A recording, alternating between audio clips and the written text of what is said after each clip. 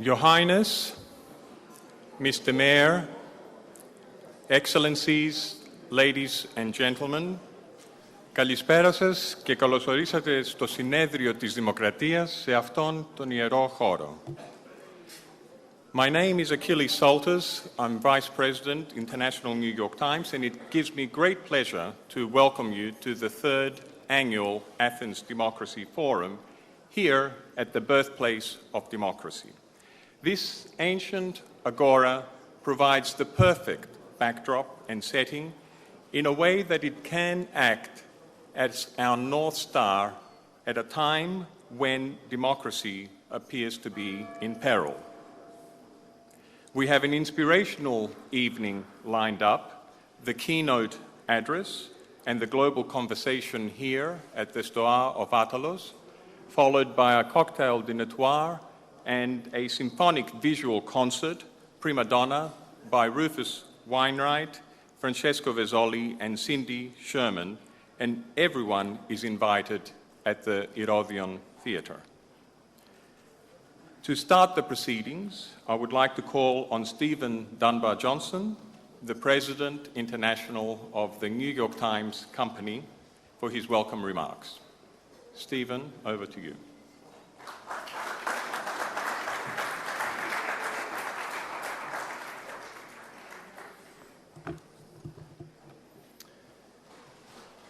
Your Highness, Mr. Mayor, Excellencies, ladies and gentlemen, my beautiful wife, Miranda, a very good evening to you all. I sincerely hope that you have enjoyed this morning's sessions. I certainly did. I would like to thank all of our speakers and panelists for making it such a compelling experience. And I would particularly like to thank the former Governor-General of Canada, Adrienne Clarkson, for her powerful and moving keynote, which was so appropriate, I think, given the refugee crisis that is unfolding and gaining momentum as we speak.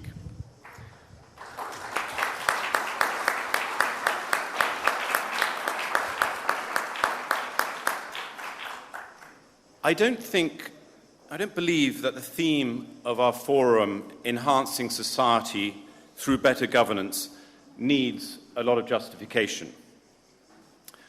On Sunday, our host country will be voting for the third time this year, whilst waves of desperate refugees are flooding its islands, testing Europe's democratic values.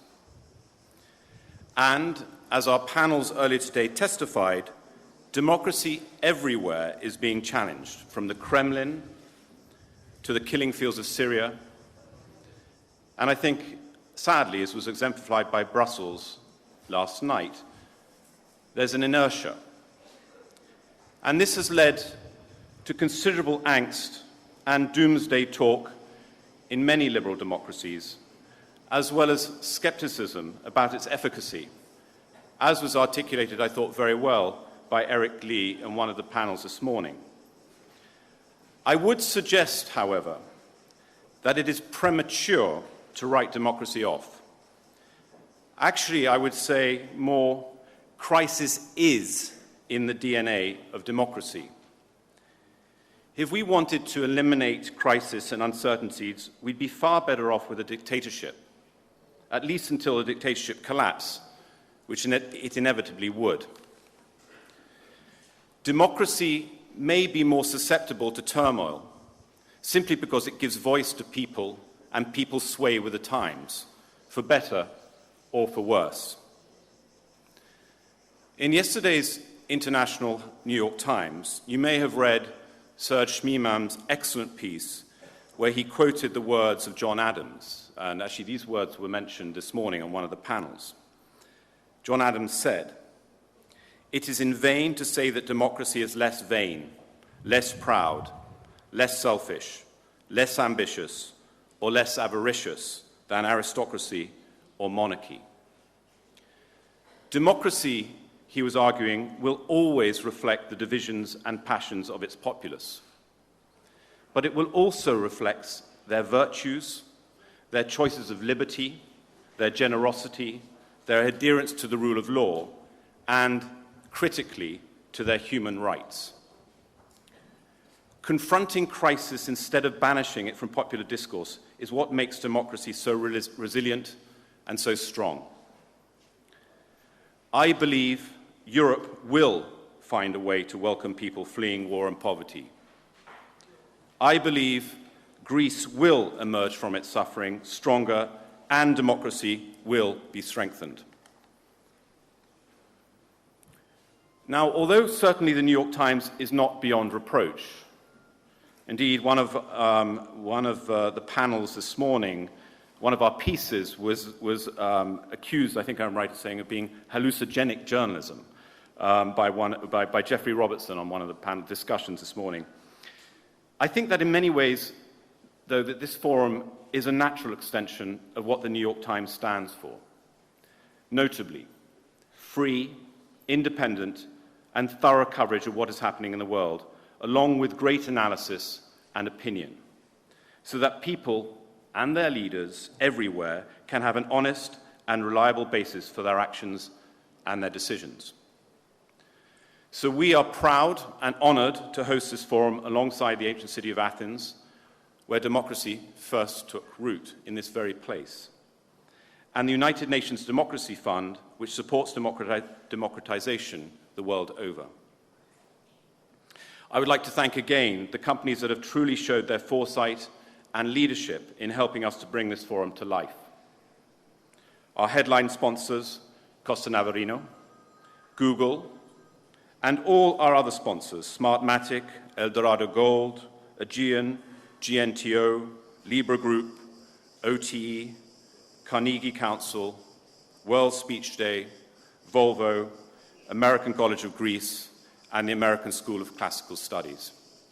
They deserve credit for their vision in supporting so important an event on this International Day of Democracy. We applaud you and look forward to your help in the years to come as we build on this forum.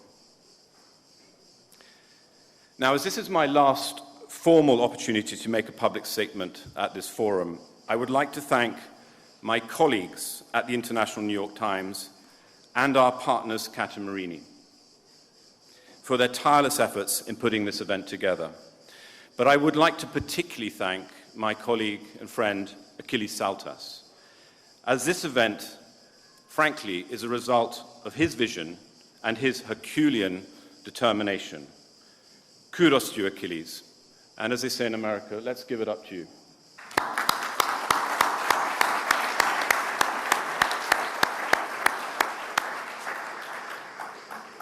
Given the theme of enhancing society through better governance, I am extremely pleased and honored to welcome as our keynote speaker this evening a true champion of pluralistic societies, His Highness the Aga Khan.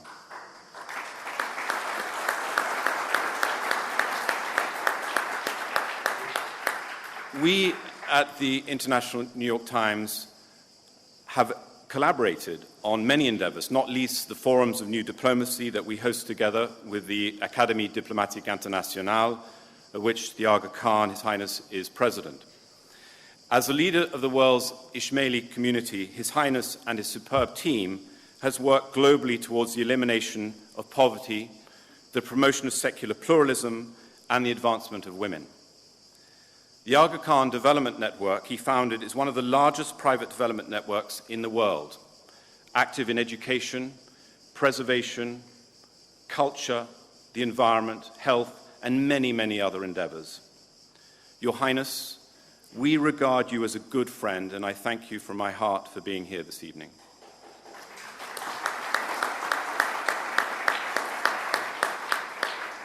I also look forward to the global conversation directly after His Highness's remarks. I know Paul Krugman, our columnist and Nobel laureate, is very popular here in Greece for his consistent criticism of the austerity imposed by the Troika. He will be here to talk about that. Alexis Papahelas, executive editor of the Katamini newspaper, is likewise very well known in this country as a journalist and presenter of Greece's most important weekly news program. And we have a superb moderator to shepherd the conversation in the form of the svelte and distinguished form of Roger Cohen, our authoritative columnist on world affairs. And finally, I'm very honored to share this stage and welcoming remarks with Annika Saville, the executive head of the United Nations Democracy Fund, and Georgios Kaminis, the mayor of the city of Athens, who's been so welcoming and supportive of this event. That hospitality, indeed, is being showcased brilliantly this very evening with some of Athens' most beautiful buildings being illuminated in blue, the UN's color, to mark International Day of Democracy. We could frankly not have asked for better partners. So let me cede the stage to Annika and then to Mayor Kaminis before we hear from His Highness the Aga Khan. I wish you a wonderful evening and thank you.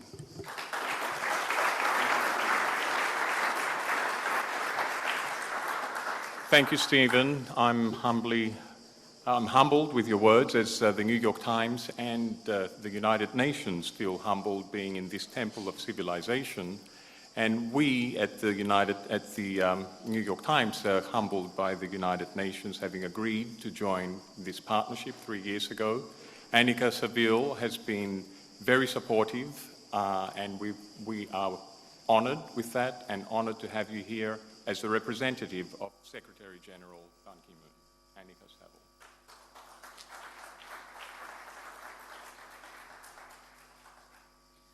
Thank you, and it's me who is honored by being included yet again this year. Your Highness, Mayor Kaminis, Stephen Dunbar Johnson, Excellencies, ladies and gentlemen, it's, as I say, a privilege to be here for the third year and to be part of the evolution of this forum since its inception. Let me thank you, Mr. Mayor, for your really steadfast support, and let me also pay tribute to Greece as a whole for the fortitude that you are showing in confronting even larger challenges than when we were here last year. Now, in your printed programs, you have a message of support from UN Secretary General Ban Ki-moon. In it, he notes that gatherings like the Athens Democracy Forum provide the much-needed oxygen of dialogue, oxygen that is badly needed as we keep pushing the boulder of democracy up the hill. The work of supporting democracy has surely never felt more like the labor of Sisyphus than it does this year. The challenge with all international days, though, on the UN calendar, and there are many, is finding something concrete to commit to beyond words. So here are a few thoughts. I came this year to Athens straight from Turkey, where I visited a project that the UN Democracy Fund has with a group of Syrian women refugees near the Syrian border. These women fled to Turkey and have settled there. Many of them worked in Syria as lawyers and engineers, pharmacists and managers. Many of them now clean hotel rooms during the morning and work on our project for the rest of the day. A project that gives them opportunities to organize, engage, and support other refugees while preparing for the future at the same time, whether in Turkey, Syria, or elsewhere. A project that invites them to design and run their own initiatives, and these range from a women's committee to coordinate information and services for refugees, a vocational training center for young girls so as to prevent child marriages, which is a growing problem among Syrians in Turkey who are struggling to provide for their families, and many other initiatives. We hope to bring all these initiatives together into one house in the town of Reyhanli near the Syria border, where the endeavors can cross-pollinate, but a house which could also serve as a model for other Syrian refugee communities elsewhere in various countries, including in Europe. It is courage like theirs that transforms a refugee from a statistic to a human being living in dignity. And I want to dedicate my comments today to them. Women like Lama, who worked as an attorney in Syria where her husband disappeared in the war, she now hopes to start a legal advisory service in Turkey to review and validate legal identity documents for Syrian refugees. The Syrian community needs thousands more Lamas, and we need to do all we can to support them. I also visited Tunisia on my way here. As you know, the only hope of the Arab Spring, so-called, which is now racked by terrorism, a stagnant economy, massive unemployment among university-educated young people. The latter issue is feeding frustration and extremism and contributing to Tunisia's export of jihadists, which is now more than any other country in the world. In Tunis, though, I met Nabil, who has just left his job with a major international development bank to return home and start an economic empowerment initiative in the rural south and in the interior, where this frustration is fermenting. His group will launch innovative projects in agriculture and small manufacturing, specifically geared towards jobless young people with diplomas. It's also designed to serve as a prototype and think tank for other countries in the whole region. Tunisia needs many more Nabils, and we need to do all we can to support them. Finally, I was also in Algeria, which has managed to build relative stability after the Black Decade during the 1990s of civil war and Islamic insurgency. This is thanks to a policy of amnesty and national reconciliation, combined with a program with the nation's imams to counter extremism and wide distribution of the nation's oil wealth, including grants to young entrepreneurs. Now, the plummeting oil prices could threaten to bring more volatility and resurgence of extremism in Algeria. Before that happens, the Algerian experience needs to be shared more widely, including through lessons learned across the region and beyond. What these examples tell us, ladies and gentlemen, is that in the midst of all the crisis and the fear, the world also has an opportunity. That opportunity is called civil society, the lifeblood of democracy. The world needs now to invest massively in civil society organization, the wide and vibrant array of voluntary groupings that are neither the state nor the market. The groups driven by passion rather than by self-interest. The groups that have the reach and the drive to work to integrate and empower refugees both in frontline states and in Europe. The groups that have the creativity and vision to motivate young people in their home communities and give them a sense of purpose. This support for civil society is the whole mission of the UN Democracy Fund, which I head up. But such support needs to be massively scaled up more widely by governments everywhere who have the means to do so, and by the private sector. On this International Day of Democracy, this is my appeal. It's one thing that the world can do. I think it has a duty to seize that opportunity. Thank you very much.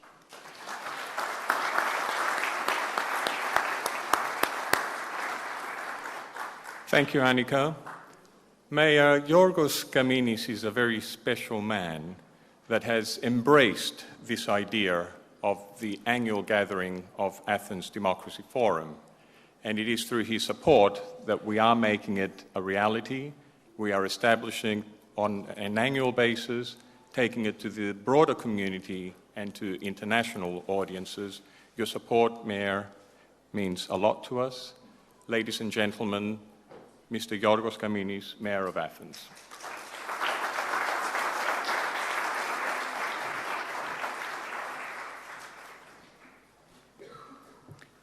Achilles, thank you for your kind words, but please allow me to switch to Greek now.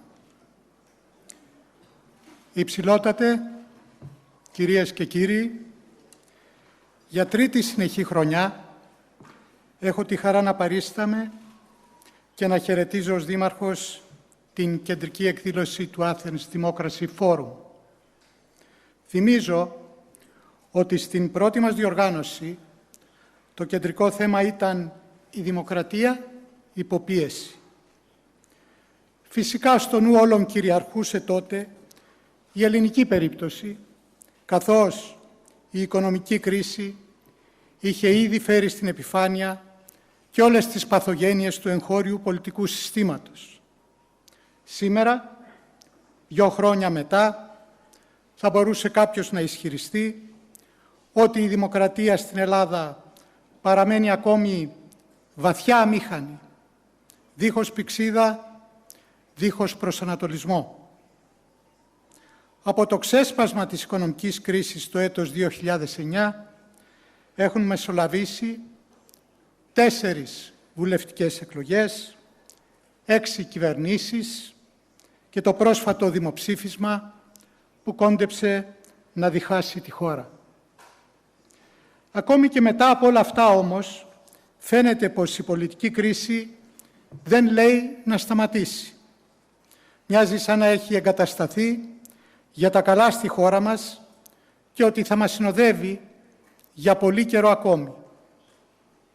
Μέσα στο ίδιο κλίμα φαίνεται να ξεδιπλώνεται και η εκλογική αναμέτρηση της προσεχούς Κυριακής, σε συνθήκες σύγχυσης των πολιτών και αβεβαιότητας για το μέλλον. Κι όμως μέσα σε αυτήν την ενδυμική κατάσταση αμηχανίας λειτουργεί από την πρώτη στιγμή μια δύναμη που είναι μεν αδιόρατη, έχει όμως σταθερή κατεύθυνση. Η κρίση, όπως λένε πολλοί αναλυτές, καταβροχθίζει από το 2009 και δόθε τις ελληνικές κυβερνήσεις τη μία μετά την άλλη. Εγώ δεν πρόκειται να διαφωνήσω με αυτό. Θα προσέθετα όμως ότι χωνεύοντας κυβερνήσεις, η κρίση διαλύει συγχρόνως και τις αυταπάτες που προσπάθησαν να καλλιεργήσουν διαδοχικά οι αρχηγοί των κομμάτων προκειμένου να κατακτήσουν την κυβερνητική εξουσία ή να παραμείνουν σε αυτήν. Το τίμημα της αυτογνωσίας που κληθήκαμε να καταβάλουμε οι Έλληνες είναι βεβαίως τεράστιο, γιατί κατά τη διάρκεια όλων αυτών των ετών σχεδόν καταστράφηκε η οικονομία της χώρας και εκατοντάδες χιλιάδες ανυποψίαστοι άνθρωποι βίωσαν την κοινωνική κατρακύλα και την ταπείνωση της φτώχειας. Είναι μια οδυνηρή αλήθεια ότι πολλοί από τους ανθρώπους αυτούς έχουν, προς ώρας τουλάχιστον, γυρίσει την πλάτη τους στη δημοκρατία. Εκδηλώνουν την οργή τους υποστηρίζοντας εξωσυστημικά κόμματα, εχθρικά προς τη δημοκρατία. Στην πλειοψηφία τους όμως, τα ανθρώπινα θύματα της κρίσης έχουν επιδείξει μεγάλη αντοχή, καρτερία και σοφροσύνη. Σήμερα, που έχει καταρρεύσει πια με εκοφαντικό κρότο και η τελευταία χήμερα, ήλθε η ώρα ώστε οι πολιτικές δυνάμεις του τόπου να τιμήσουν την ωριμότητα αυτών των ανθρώπων, εφαρμόζοντας με συνέπεια και ευρεία συνένεση τις δεσμεύσεις που έχει αναλάβει η χώρα. Όχι σαν ένα δυσβάστακτο φορτίο που μας έχει έξωθεν επιβληθεί από κάποιες σκοτεινές ανθελληνικές δυνάμεις, γιατί και αυτό το παραμύθι έληξε άδοξα, αλλά ως μια μεγάλη ευκαιρία να προχωρήσουμε επιτέλους στις βαθιές μεταρρυθμιστικές τομές που έχει τόσο ανάγκη η Ελλάδα. Κάποιοι το υποστηρίζουν αυτό εδώ και χρόνια. Όλοι αυτοί που δεν βλέπουν τη δημοκρατική αντιπαράθεση σαν μια διαρκή πάλη μεταξύ του απόλυτου καλού και του απόλυτου κακού, αλλά ως ένα διαρκή αγώνα για τη βελτίωση της ζωής των ανθρώπων. Αγώνας που κατά κανόνα ξετυλίγεται μέσα από σκληρές και αδυσόπιτες αντιπαραθέσεις, ενίοτε όμως ζητά από τους αντιμαχόμενους να συνεργαστούν, πρωτίστως όταν διακυβεύονται τα μεγάλα αγαθά της δημοκρατίας. Τελικά, σε μια δημοκρατία ακέραιη η αλήθεια δεν είναι κτήμα κανενός. Υπάρχει όμως και κάτι άκρο σημαντικό που συχνά το λησμονούμε όταν συζητάμε εδώ στην Ελλάδα για την κρίση που μας ταλανίζει. Με την εσωστρέφεια που μας διακρίνει, αφήνουμε κατά μέρος την ευρωπαϊκή διάσταση του ζητήματος και ειδικότερα τις υποχρεώσεις που έχουμε αναλάβει έναντι των Ευρωπαίων εταίρων μας οι οποίοι επανειλημμένα έδειξαν την αλληλεγγύη τους απέναντι στην υπερχρεωμένη χώρα μας.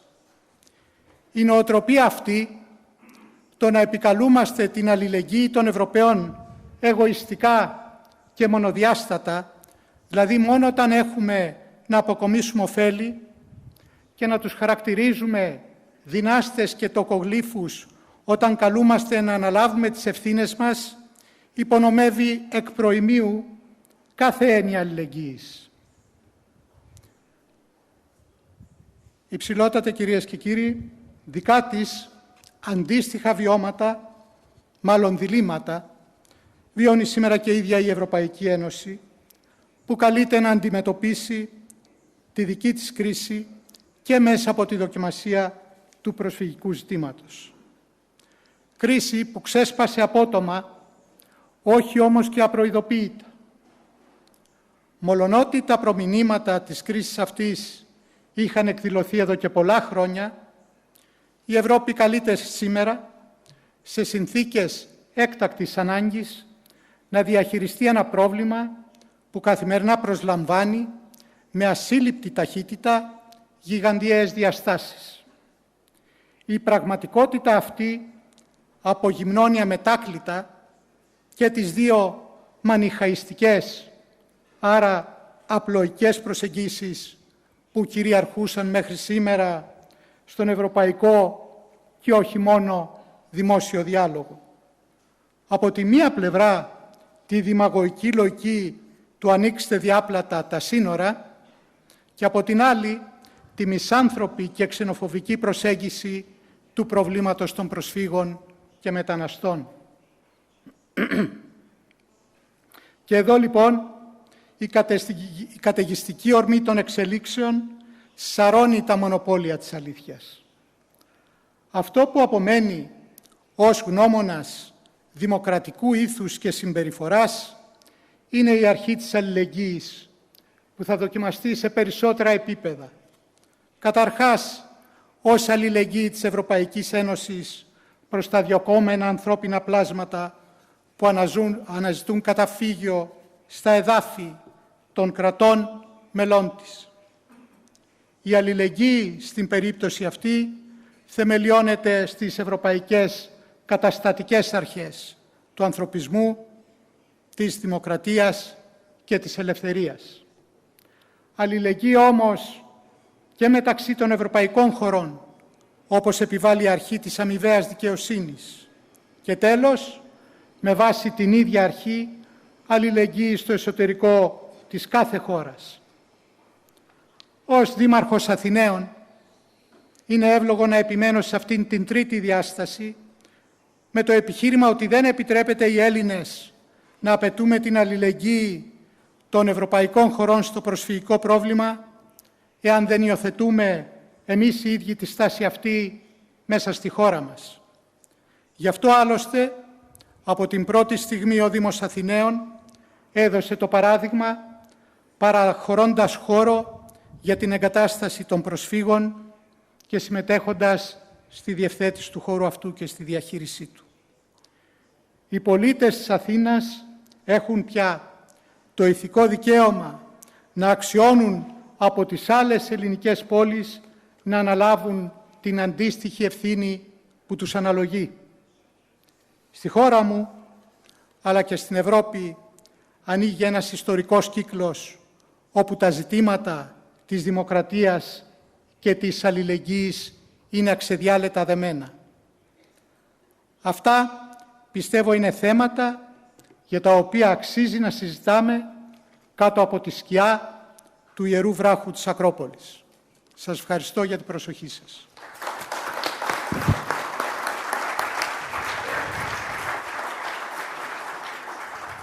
Ευχαριστούμε, κύριε Δήμαρχε.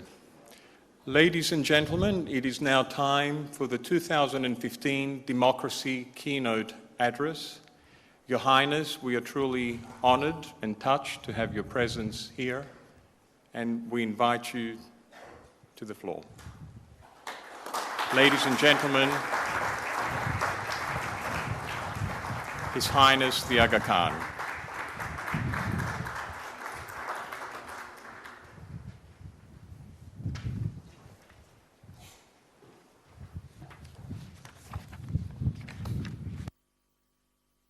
Rahim,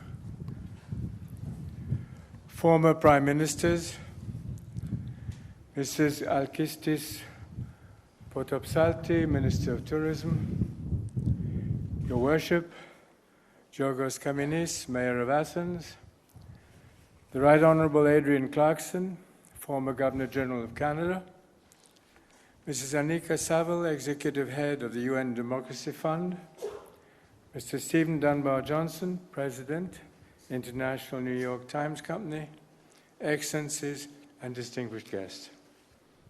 I'm grateful indeed for this opportunity to discuss with you the challenges facing democracy in our world, and to do so in such an appropriate setting. My warmest thanks also go to the people of Athens for their gracious welcome, and to my friends at the New York Times. I have long admired, since my undergraduate days at Harvard, what the Times has meant to the pursuit of truth and justice in our world. And I've appreciated our opportunities to work together through our diplomatic academy in Paris, for example, and also through the good counsel the Times provides for our media company in East Africa. The topic of democracy and its challenges is one that I have followed closely for a long time, most intently in the developing world of South and West Asia, the Middle East and Africa, where so many members of the Ismaili community live and where so much of our development work takes place. I assumed my role as Imam of the Shia Ismaili Muslims in 1957. It was a time when old colonial empires were crumbling and democratic hopes were rising. But too often high expectations were not fulfilled. At the same time, there was a crisis of only a few years later, following the collapse of the communist hegemonies. It was expected that newly independent countries would be able to make huge economic and diplomatic choices between capitalism, socialism, alignment and non-alignment, even while they were fashioning new frameworks of governance. But it was a tough assignment. Often, when old autocratic orders yielded, new democratic orders were not ready to thrive, or were walled in by political and ideological dogmas. Today, all across the world, we continue to hear increasingly about a crisis of government, of confidence in governments. While the pace of history accelerates, democratic governments often deadlock. Scholars now count a growing percentage of countries as failed democracies. The Fund for Peace reports that in more than 2/3 of the countries regarded as the world's most fragile, conditions have actually worsened this year. The enormous refugee crisis that now confronts us is one manifestation of that challenge. I believe that the progress of democracy in our world is fundamentally linked to improving the quality of human life. The promise of democracy is that the people themselves best know how to achieve such progress. But if that promise is disappointed, then democracy is endangered. A UNDP survey of South American publics some years ago demonstrated that most people preferred an effective authoritarian government to an ineffective democratic one. Quality of life was the prime concern. But what can we say then about why democratic systems often fall short in their efforts to improve the quality of their constituents' lives? Let me suggest 4 elements that could help strengthen democracy's effectiveness in meeting this central challenge. They are improved constitutional understanding, independent and pluralistic media the potential of civil society, and a genuine democratic ethic. My first suggestion is that the current challenges to governance should be seen less as problems of democracy than as problems of constitutionality. There are more countries today than I can ever recollect before that are grappling with outdated constitutions, frameworks that seem unable to reconcile opposing factions, advance economic priorities, encourage civil society, or protect human rights. But constitutional revision, especially in developing countries, is not easy. One problem is a poor understanding of comparative government systems. That subject is not part of most educational curricula, and in the countries I know best, the media rarely explain the logic or the options of constitutional change. In some countries, there actually is no clear constitutional means for constitutional change. Even when a referendum is held to validate such change, most people are neither prepared nor willing to express a considered judgment. The result is that governments in power often have an open field. In my view, then, a first step to better democratic governance is a better public understanding of constitutional principles. It is easy, for example, to say that we want government of, by, and for the people, that governments should be servants of the people and ultimately responsible to them. But that does not mean that government decisions must be made by an enormous range of far-flung participants, by vast plebiscites, or popular referenda, or public opinion polling, or the number of hits on an internet blog. Such misapplied versions of democracy can produce irrational leadership and poorly informed policies. Sometimes efforts to impose simplistic popular democracy can create voids of governance which can be exploited to dangerous ends, and I have seen this in various countries in the developing world. But then, who should make various governmental decisions? My response would emphasize the idea of balanced authority, including the concept of healthy federalism. For increasingly diverse societies, a constitution that divides and balances power is essential. In discussing constitutional challenges, it is impossible to ignore the recent revival or creation of new theocratic political parties in the Islamic world. There, the question is how theocratical principles of governance can operate constitutionally in increasingly secular political environments. It seems essential to me that such principles should be regularly tested by the electoral process, if only so that the Muslim world can have a better understanding of the secularization processes which are inherent in Western democracy.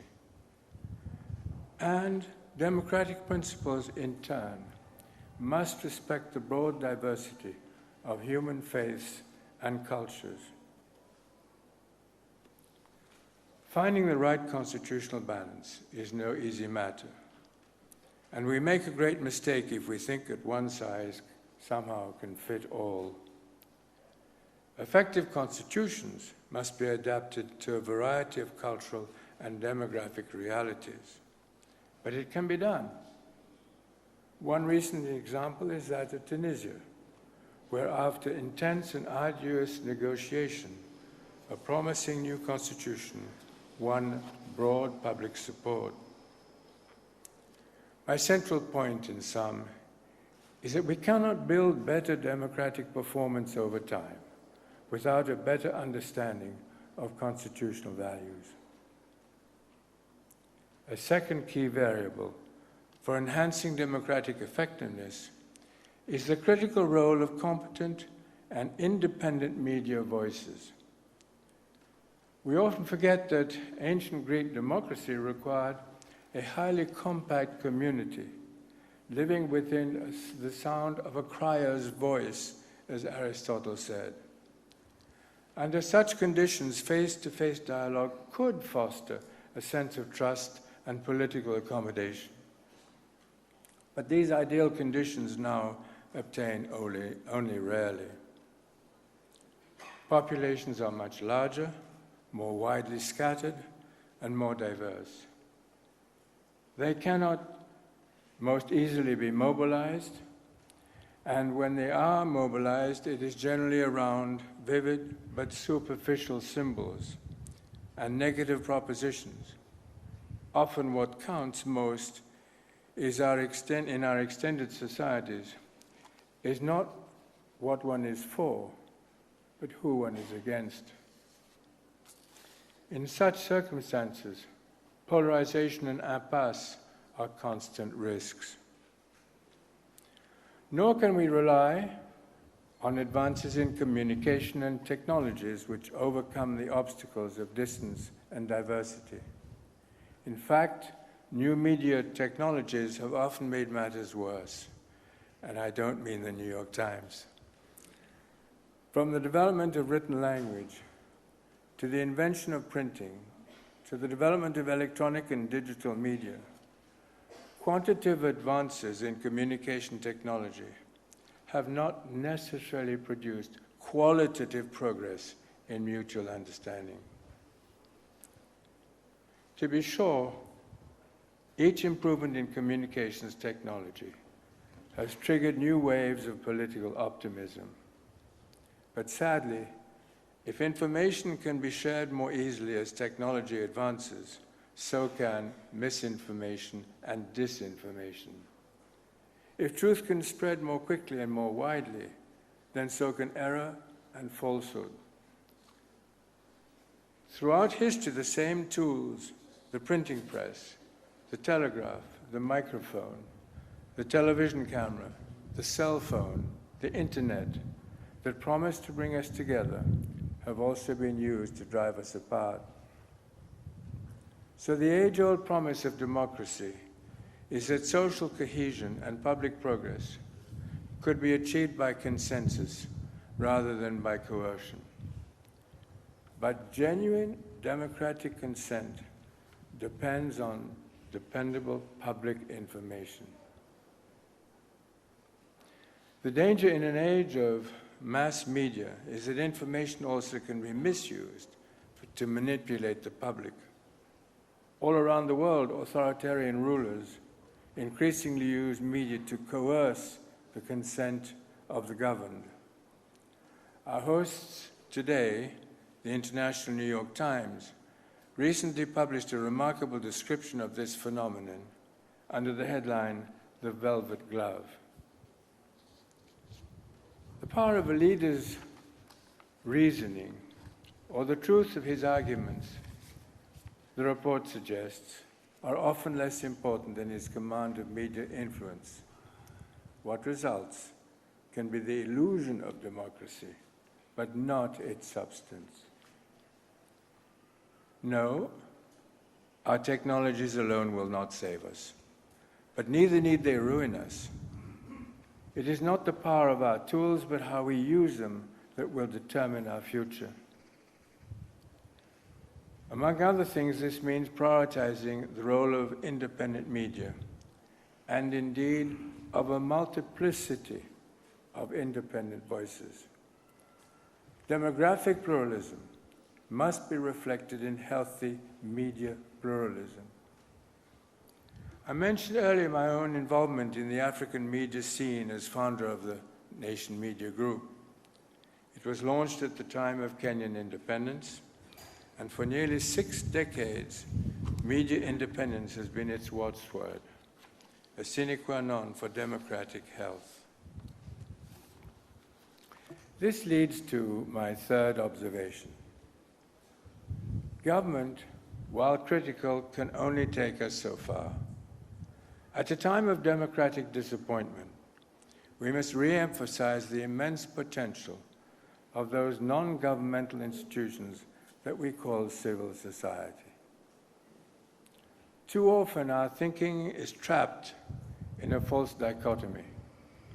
We talk about the public sector and the private sector, but we often undervalue a third sector, that of civil society. Civil society is powered by private energies, committed to the public good. It draws on the ancient classical link between democracy and the publicly committed citizen.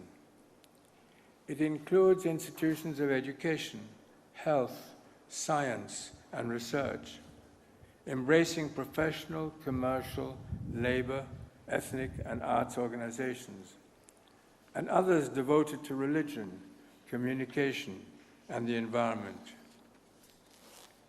It seeks consensus through genuine consent. It can experiment, adapt, and accommodate to diversity. It can, in the fullest sense, be of, by, and for the people. It can, in the fullest sense, be remarkable support, but only on condition that it is sustained, accepted, encouraged by government. Finally, let me mention a fourth concern that underlies this entire discussion: the central importance of fostering a democratic ethic.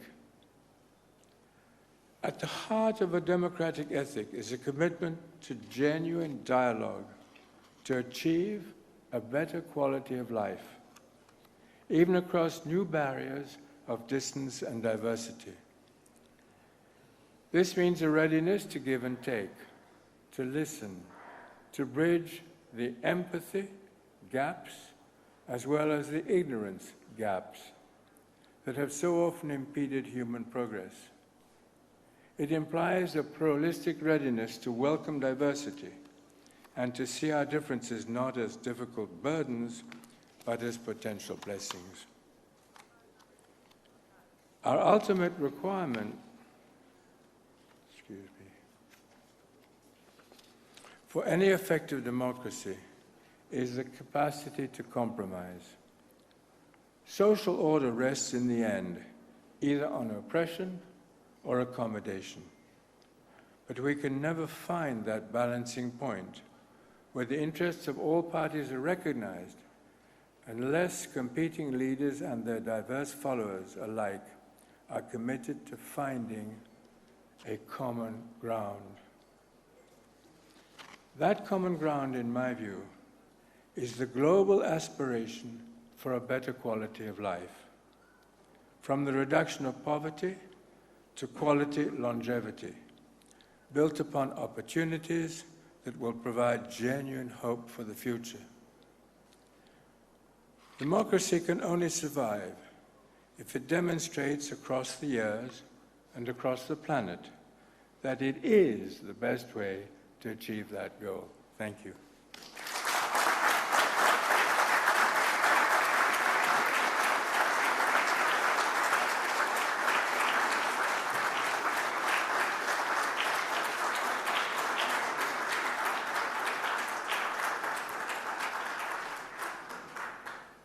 Your Highness, thank you for your inspirational words.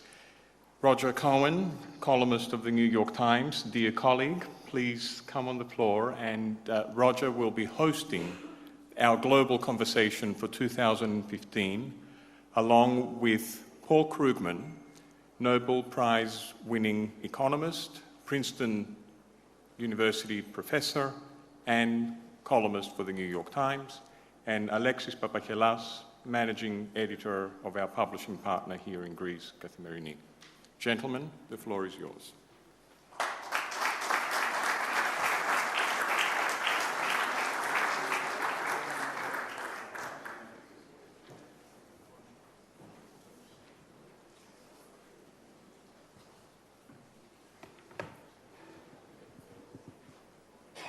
Good evening.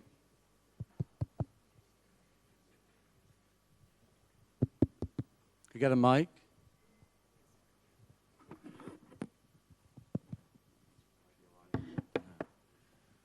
Good evening. Thank you very much, Your Highness. Thank you, Mr. Mayor.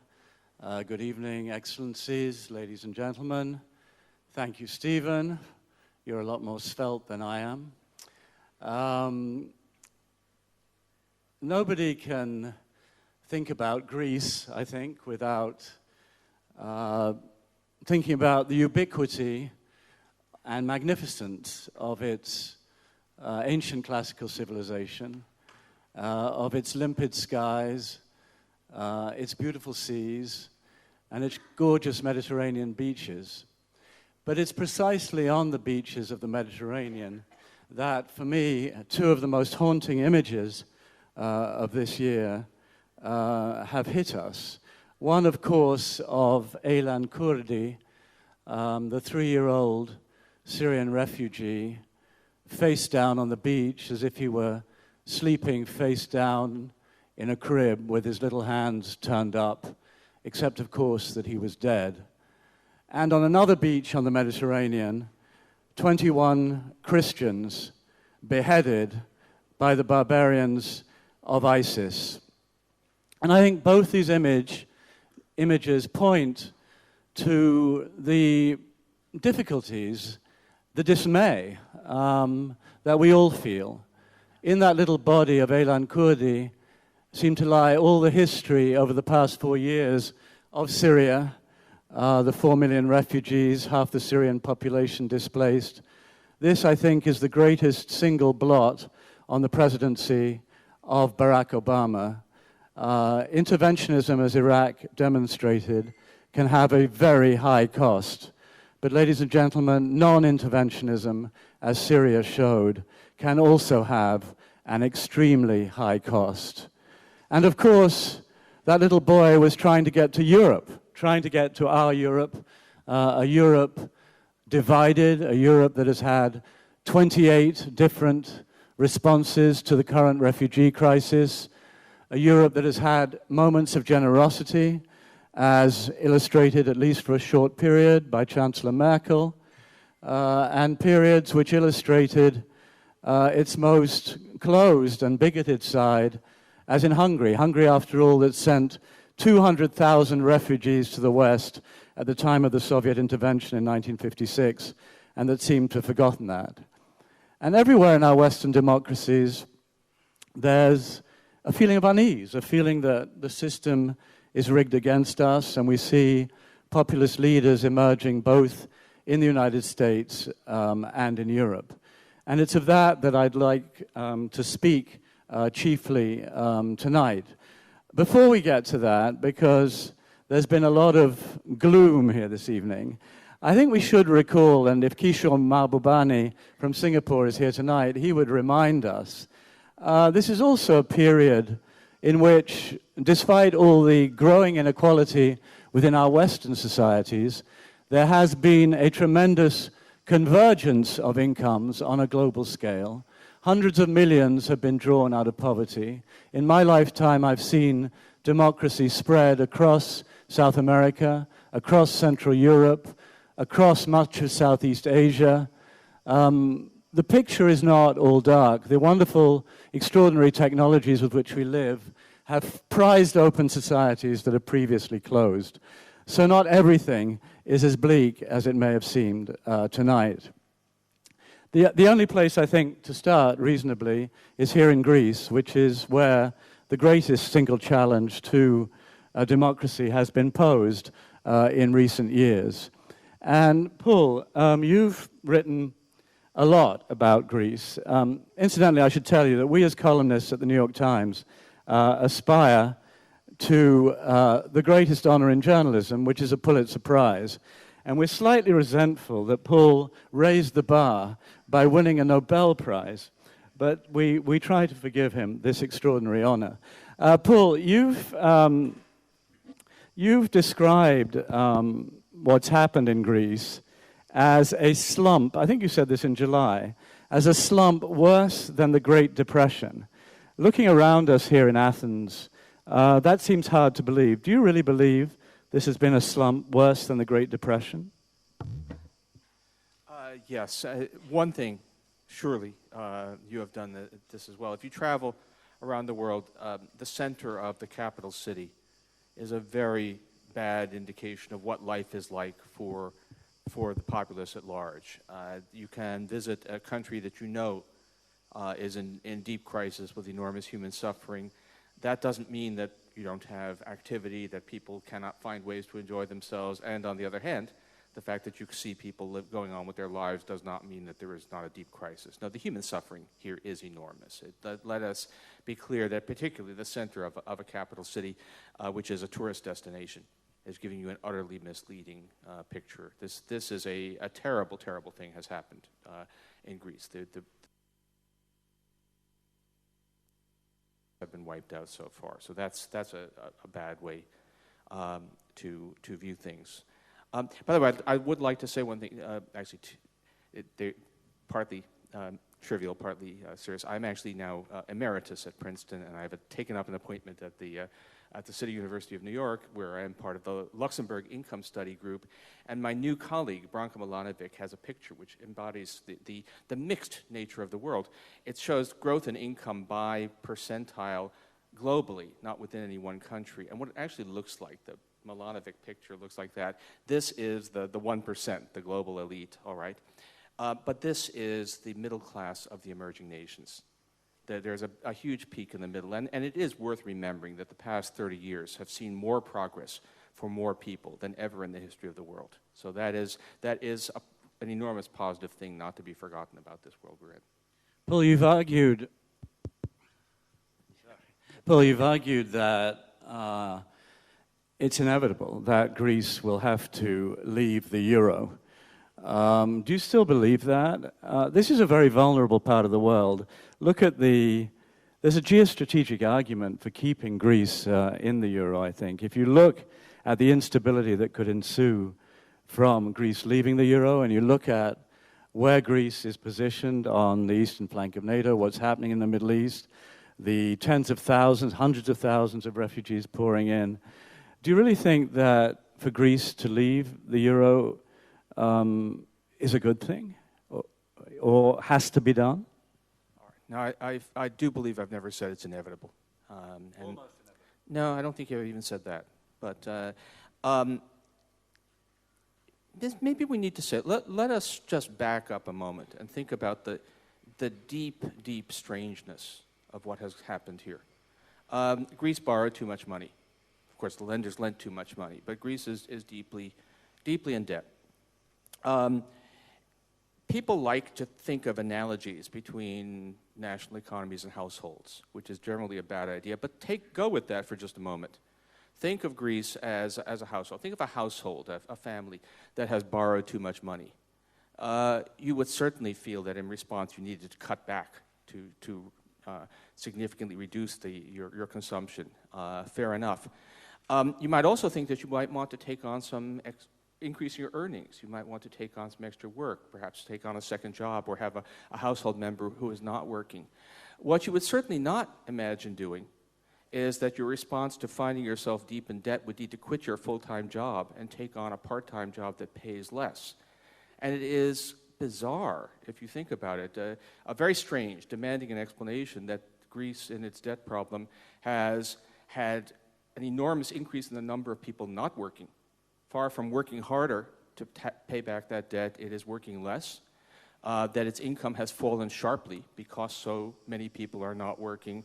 Now, of course, there was not ever a conscious decision to do that, but you need to ask yourself, what is it? This is a very, very strange and distressing aspect of the world. And if we actually try to work it through, we do know how it happens. We know that austerity policies lead to a reduction in the demand for domestic goods and services, which lead to a shrinkage of GDP, which leads to a shrink of tax revenue, which means that much of the austerity ends up not even reducing the budget deficit. And the end result is that the cost of trying to pay down the debt is several times the actual burden of repayment. Most of the losses fall not in the form of money that is paid back to the creditors, but in the form of disruption of the economy and impoverishment.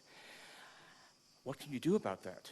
How can you meet such a crisis without all of that pain? And there is a textbook answer for a country that has its own currency, which is that you devalue your currency, which makes your exports more competitive, so that you do a switch.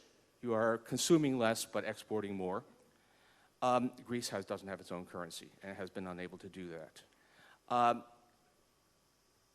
If the drachma still existed, it would be a complete, it would be obvious, it would be a no-brainer to devalue. You know that. I mean, it would be an absurd policy decision not to do that. Even if Greece had been pegged to the euro, it would be seemingly an obvious decision. But of course, there is no drachma.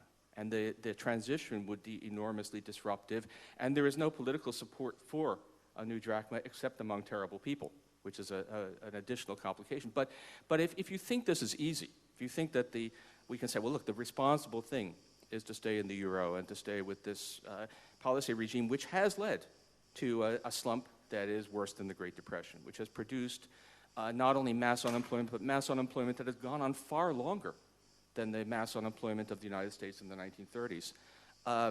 It is not easy. Now, there is a better answer, I think, which would be much more forbearance on the part of I guess, the institutions formerly and once again known as the Troika, something that would at least not burden pile the stones that are strangling the Greek economy on ever higher. But the notion of what is responsible needs to you need to take into account that they're doing the allegedly responsible, sensible, technocratic. It drives me crazy. People talk about technocratic policy. Technocratic policies that have produced a 25% decline in income and 25% unemployment. To think that is somehow clearly the responsible course of action is very odd. Thank you, Paul. Maybe we can get back to that. Alexis, there have been 5 votes. Can we get these mics to work, by the way? Oh, there we go. There have been 5 votes in Greece, 5 elections in the last 6 years in Greece, and 1 referendum. In the last election, earlier this year, Greeks voted for change. That change then proved impossible to implement. The Syriza government then chose to hold a referendum, presumably to get the will of the people. The people upheld the position of the then finance minister, who then promptly quit, and the government then ended up acceding to the very policies that the referendum had rejected. Now, if I were a Greek facing going to vote on Sunday, I'd be thinking, well, democracy has become a totally meaningless word in Greece. It means nothing to vote. We voted for change, we didn't get it. We voted one way in a referendum and the opposite happened. Does democracy still exist in Greece? Does it persuade anyone of its existence? Well, I think there's an inner logic in all of this that you fail to see as a non-Greek. I will try to explain to you. But before that, let me just mention something. Forgive me for being a non-Greek, really. I'm very glad to be on the same panel with Paul, because Paul has acquired the rock star status in Greece. And to give you an example of what that means, we had, I think last time you were here, Paul, we had somebody who should remain nameless, a very parochial member of the Greek government, who publicly said, I cannot make the meeting tonight, the government meeting, because I'm going to a lecture by Mrs. Krugman. Just to give you a sense of how popular he's become, even by people who don't really know their work. But we have enjoyed Paul's work on Greece, even though it's very controversial. It's not always proven right, but that's part of the academic exercise, I suppose. I mean, Roger, you're right, but the problem is that, illusions have caught up with politicians in this country. For the past 5 years, in my opinion, there have been 2 problems. One is the political class has failed the Greek people because they took only one part of the recipe, which was austerity, and they forgot about the other, which was reform, because that meant going against their own interests and then their own clients and so on. And I think that's, the lack of ownership for reforms has been remarkable for the past 5 years. And That's part of the reason why we don't have exports, why growth has not really come back, because we only had one part of the equation. Now, Greeks are very frustrated right now, obviously, especially the young people. I was really surprised. I mean, I saw people, very young people, who have moved abroad to the States, to England, and so on. And when we had the referendum here, I thought they were going to vote yes, because for me it was clear that they were going to vote for Europe. But no, they were very insistent, that they were going to vote no, because they want to go against the corrupt political establishment.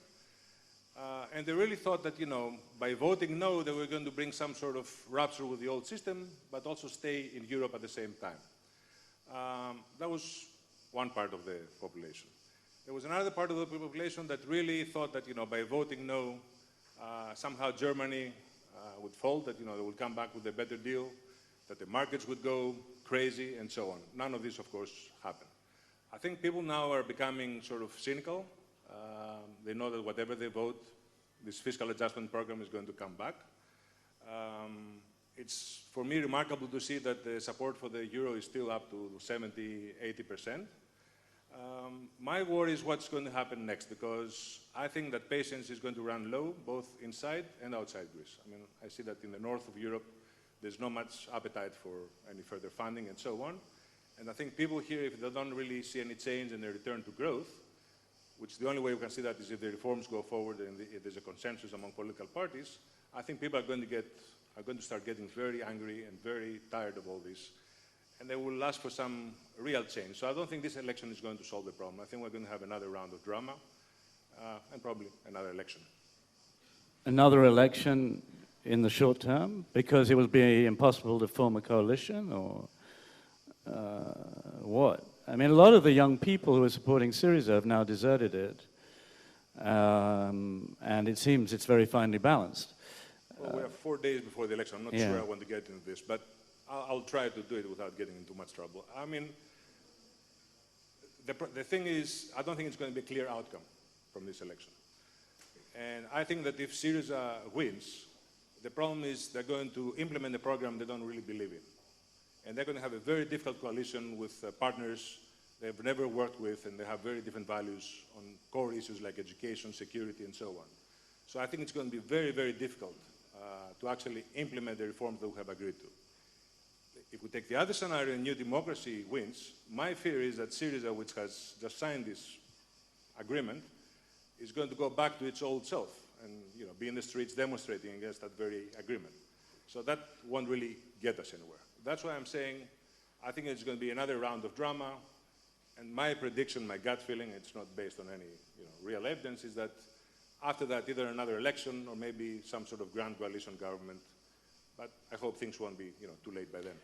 Let's spread our gaze a little bit to Europe more generally. In a sense, there's a paradox. There are hundreds of thousands of people dying, literally, and certainly desperate to get into it, to get into this entity, this thing called the European Union that has spread peace across this continent since 1945 and is surely one of the great historical achievements of the late 20th century. But we would be blind if we said that the European Union had the convinced backing of its citizens at the moment. It seems to have lost direction.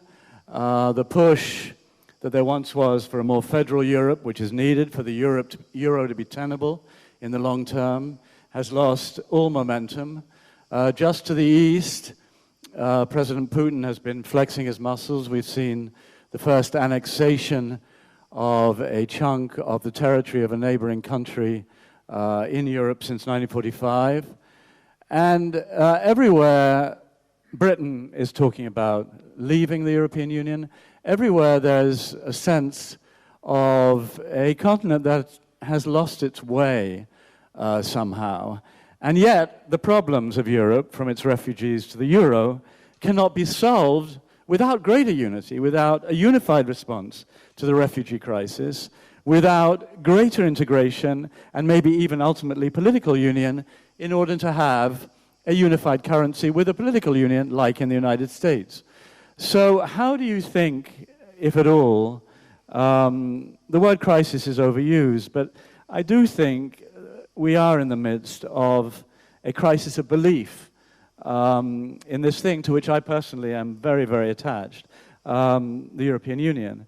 What do you see happening viewed from Greece? Is there any idealism about the European Union still in Greece? Alexis, first you, and then perhaps Paul, you'd weigh in on this.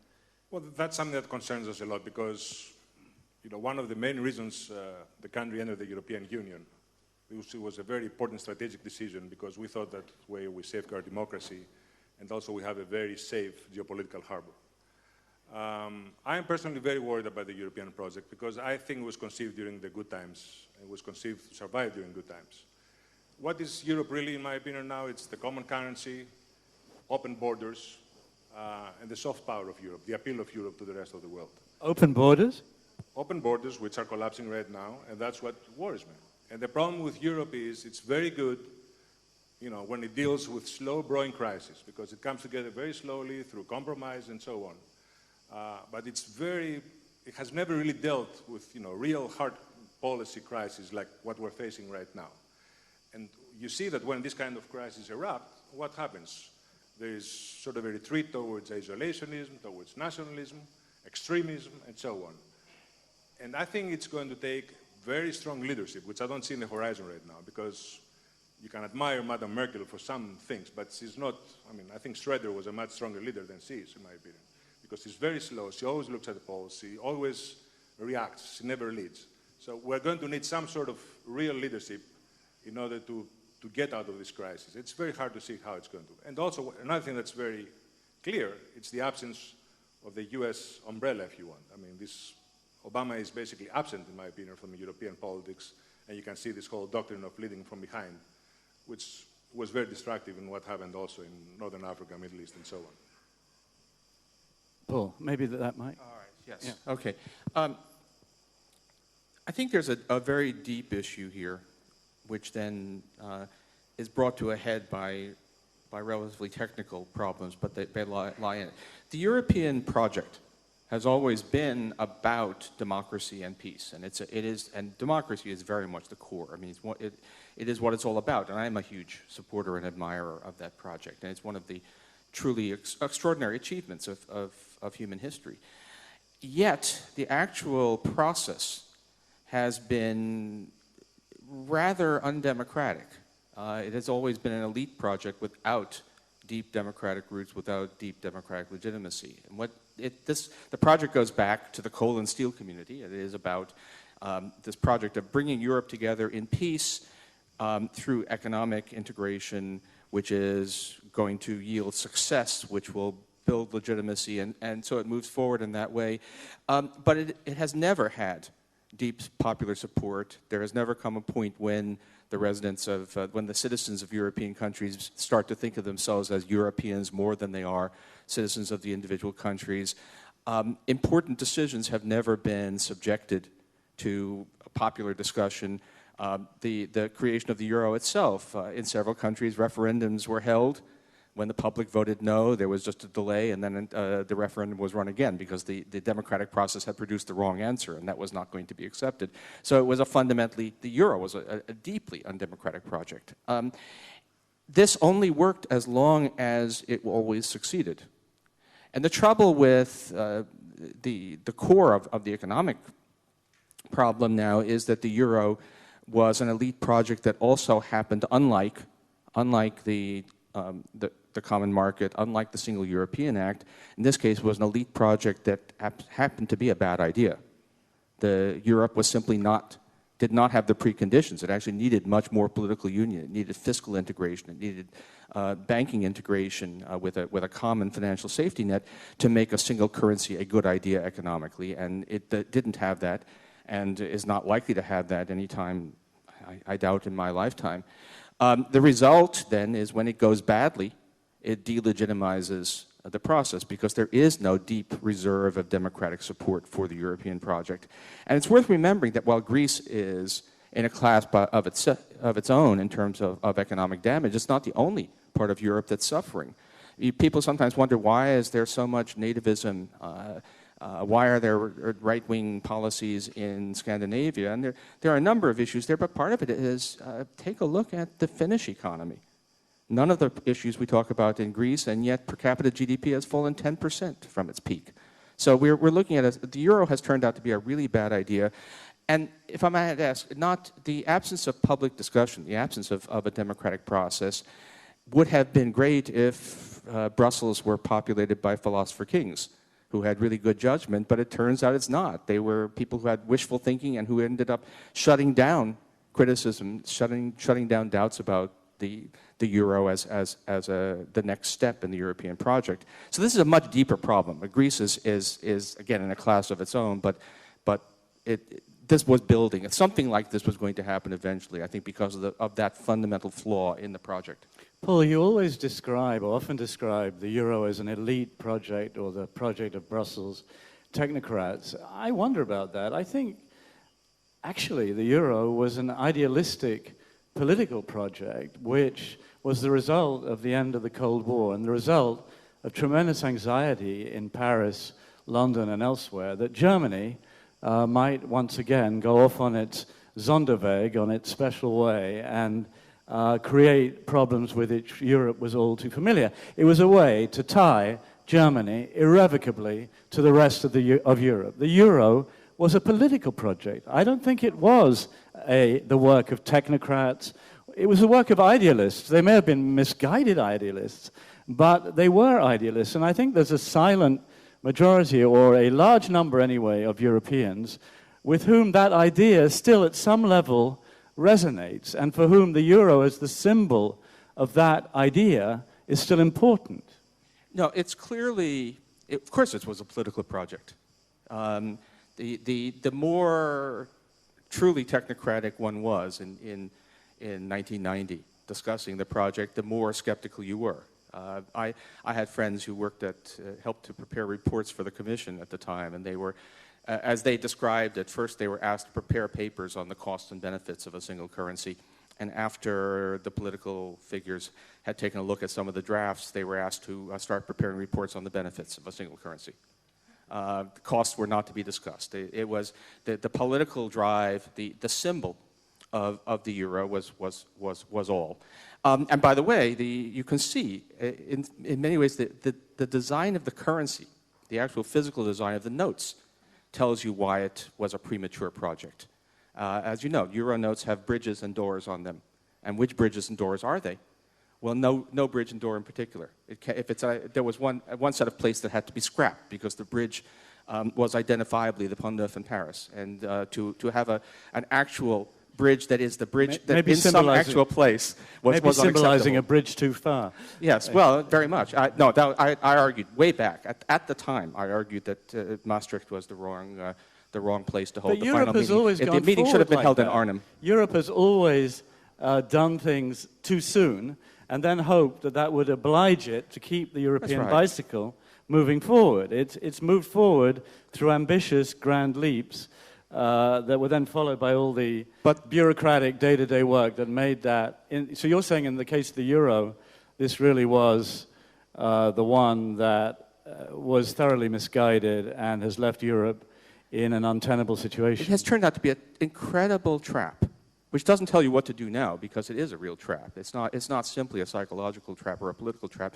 The mechanics of euro exit would be very, very difficult, but those countries that chose not to join should be very thankful. There should be a statue of Gordon Brown in Trafalgar Square. It has turned out to be an incredibly destructive, and of course the goal of European unity has been greatly crippled. Bad feeling among European countries is far greater than it would be if this had never happened. Alexis, do you agree with Paul that austerity has been a huge mistake for Greece? I mean, Paul talked about a family. I've said it's been enormously costly, given the... You don't think austerity has been a misguided some policy austerity for Greece? I think substantial austerity was unavoidable given the rules of the euro. I mean, the extent, the ever more severe austerity that's being imposed, that's a mistake. But to say that there was never going to be possible to have none. It seems to throw money at a state that has shown a record of wasting, or indeed sometimes stealing, money, and that has shown a limited ability to reform itself. You can see why a German burgher who's just put a lot of his or her own money into the very, very costly multi-billion-dollar project of reunifying Germany might have a few hesitations about throwing money toward a country whose state has operated in that way. So shouldn't one show understanding toward that hesitation? I find it, one of the things that's been so deeply disturbing about discussion in recent years is that even the most basic fundamentals are not understood. So if we look at what is happening right now, no one is talking about throwing more money into the Greek government. Greece is, by everybody's proposal, Syriza's proposal, everybody's, is expected to run a primary surplus, to take in more tax revenue than it spends in Greece. Any additional funds are all about paying interest to the creditors. So no one is asking the Germans to throw more money at the Greeks. Now, the Germans think that because their leaders are not explaining it to them. But if we are still at the stage of not understanding what is actually being discussed, then we are in a truly hopeless situation. Alexis, do you agree? Is that your understanding, that 300 billion euros over the last 5 years has not been thrown in Greece's direction in some shape or form? Well, it has.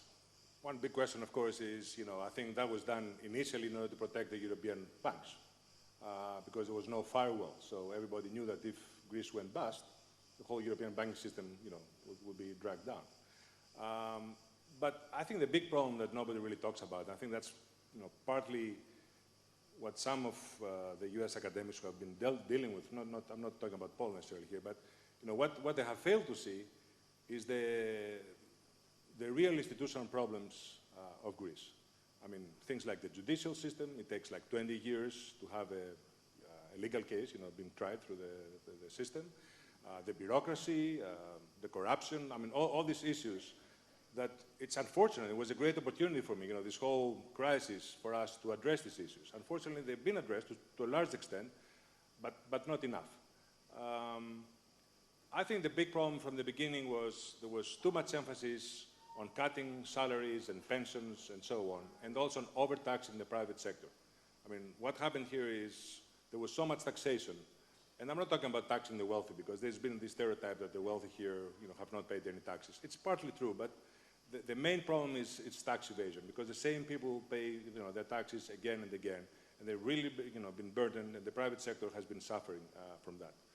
And of course, the other problem that Paul mentioned was the banking system. Had we had a common European banking system, and if the money that the Greeks had in the Greek banks were guaranteed by a European system, I think it would have been a very different situation, because what happens once the crisis erupted, all the Greeks took their money out, they sent it abroad, and you had the banking crisis, which we're still suffering from. In the remainder of the time, let's look a little beyond Europe. Paul, could I ask you? And our theme tonight is good governance. I think, if Greece could make progress in that direction, it would clearly be very important to its future. Anyway, looking beyond Greece just a moment, Paul, what about, how do you see the current crisis or difficulties anyway, in China and with the Chinese economy?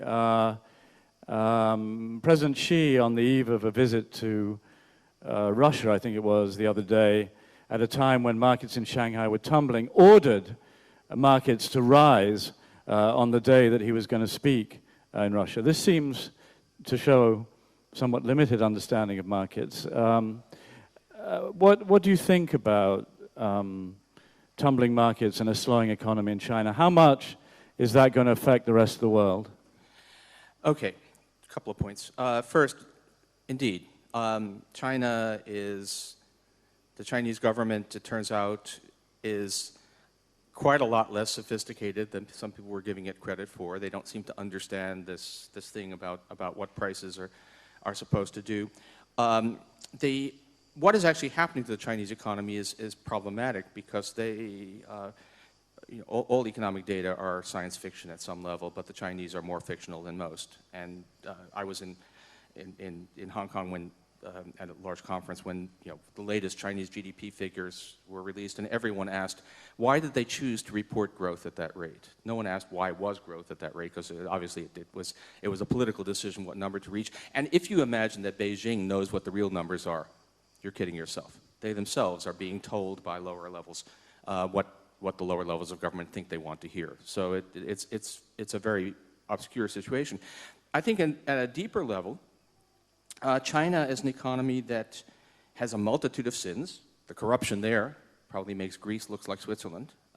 It has a deeply unbalanced economy in which has had enormous rates of investment, but very low levels of internal consumption, which is something you can live with as long as you can grow very rapidly. But China has reached the point where it no longer has vast reserves of underemployed peasants to draw into the modern sector. And the adjustment is very difficult. And that process of a fundamental slowing of growth that must happen can very easily lead to a kind of unraveling. In some ways, that's what happened to Japan in the 1980s. As their high-growth era came to an end, first there was a bubble, then there was a burst, and then came a lost decade, which was actually about 15 years long.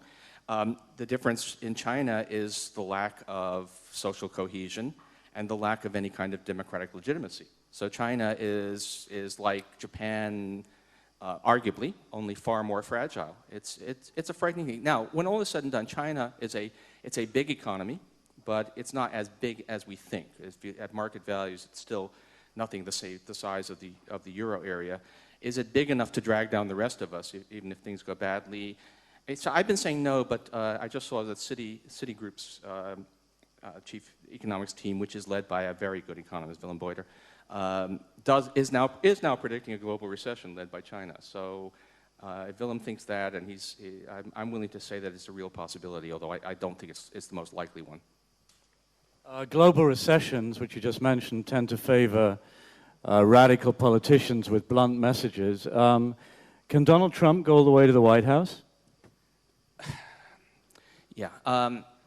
He has, all right, main point to say is nobody knows anything, right? It's actually been quite funny to find people who... You're sounding like Donald Rumsfeld. I thought I was sounding like Day of the Locusts, like the famous Hollywood novel. Let's clear up the known unknowns first. Right. So, so people who confidently predicted that Trump would flame out in 2 weeks, or that when he made fun of John McCain he would disappear, are now confidently making predictions about what it all means. I think that you have to say that there's a pretty good chance, maybe even chance, that he will get the Republican nomination. He is in fact crazy. His policy, his stuff is nonsense, but so is that of every other contender for that nomination. If you actually ask on economics, Trump's policies are, if anything, a little bit better than Jeb Bush's. So now there's the other stuff, but the rounding up of 11 million immigrants and somehow shipping them out of the country. But it's not. Now he would probably lose if nominated, but anything can happen in a general election. So I'm giving you 16.67% that he will be president. 16.7. 1/6. Write that down, everyone. 16.7% likelihood of a Trump presidency. The Kurds better watch out because he thinks they're Iran's Quds force. He confused them the other day, but he may have sorted that out by the time he gets to the White House. Alexis, what can Greece teach the world? You can go through a lot and survive, basically. I mean, that's the lesson, in the last few years. I mean, one big thing we have realized here is history is never a linear process. I mean, I was brought up, in a generation that thought that every year was going to be much better than the previous one. And I found out the hard way that it's not the case anymore. And I think that's a very, important lesson in some ways. I think that basically, one thing that Greece can teach the world is, I would say, tolerance for different views, which is something that, despite all the pain and all the chaos that we've gone through, and there were moments that I really thought we were going to go to slide towards authoritarianism or a Bastille Day or chaotic kind of situations, we didn't. And I think that says something about the country and the maturity of the people, not the politicians necessarily.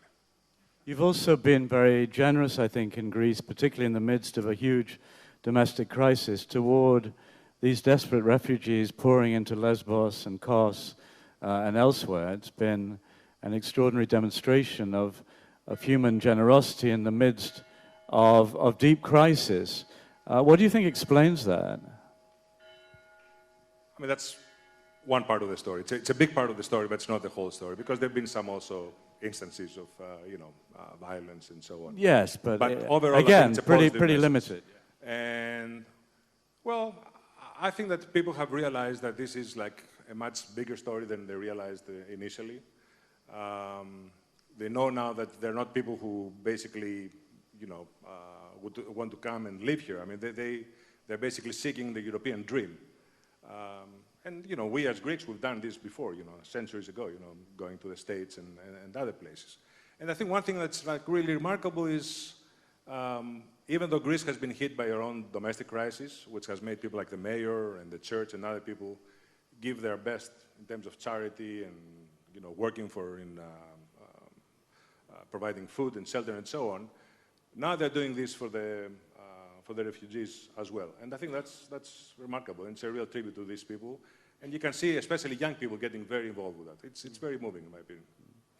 Paul, finally, do you think democracy is still, in Lincoln's words, our last best hope? We heard this morning from Mr. Li from China how democratic systems really had pretty dubious wares to sell the doubters these days, and that other systems, China's, perhaps Russia's even, are functioning better. Is democracy the last best hope for humankind? Yes, I mean, overwhelmingly. You can find, if you look at enough countries and enough time periods, you will find examples of democracies handling things badly, and examples of dictators handling them well. But you can also find examples of dictators handling things very badly and democracies handling them well.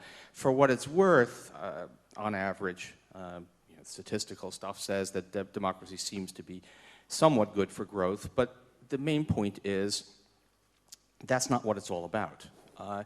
In the end, democracies mean accountability.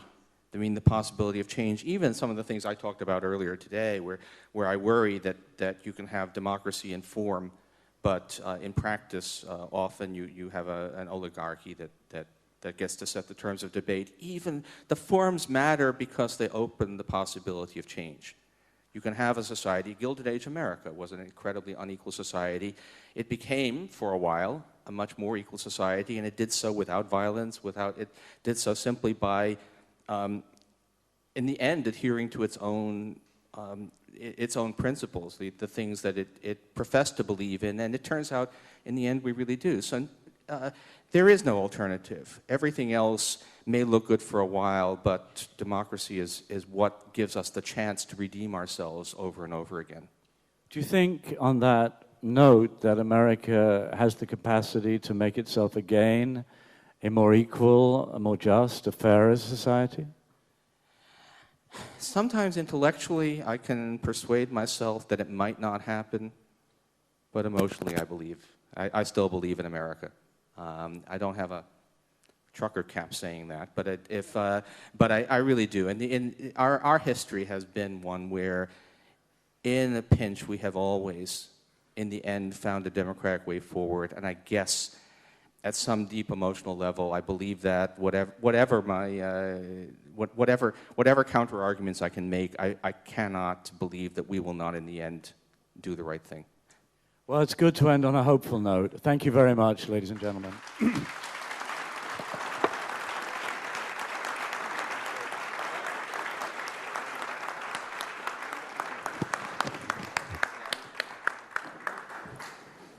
Roger, Paul, and Alexis, thank you very much. Ladies and gentlemen, this concludes the conference part of Athens Democracy Forum, and we now invite you all to a special treat. We have a cocktail dînatoire at the Dionysos restaurant, followed by a visual symphonic concert by Rufus Wainwright, Francesco Vezzoli, and Cindy Sherman at the Ancient Theatre of Erodion.